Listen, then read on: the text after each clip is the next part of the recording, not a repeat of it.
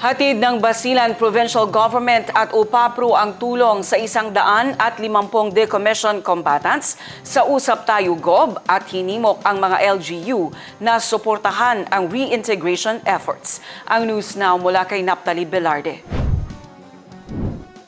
Matagumpay na isinama ng pamahalang panlalawigan ng Basilan sa pakikipagtulungan ng Office of the Presidential Advisor on Peace, Reconciliation and Unity ang 150 decommissioned combatants sa kanilang landmark program na Usap Tayo Gob sa People's Capital.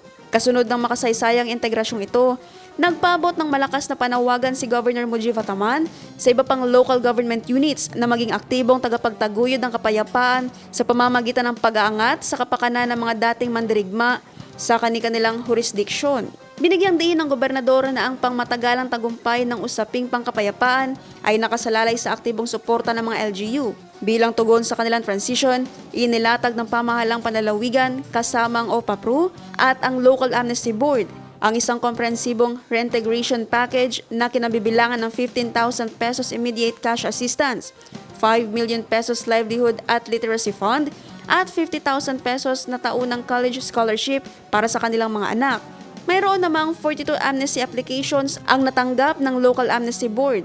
Ang mga dokumentong ito ay na-notarize ng Provincial Legal Office sa pangunguna ni Attorney Ging Gagara. Agad na naramdaman ng mga kalahok ang epekto ng suportang ito para sa kanilang kinabukasan. Ang tulong pinansyal ay magsisilbing pundasyon para sa mas malawak na legal na transisyon. Samantala, nanawagan din si Governor Hataman sa 150 combatants na mag-apply para sa Local Amnesty Program bago ang deadline sa March 4. Ang hakbang na ito tungo sa legal at ekonomikong katatagan ayon sa gobernador ay tinuturing na bunga ng maraming taon ng sakripisyo. Ramdam aniya ang bigat ng emosyon nang ipaalala ni Commander Rajan Abdurrahman na ang decommissioning ay pinagbuwisan ng buhay at dugo.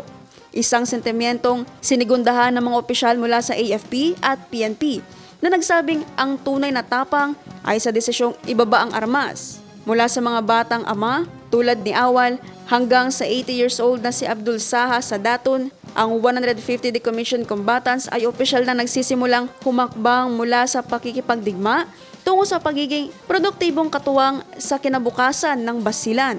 Naphtali Velarde, iMinds, Philippines.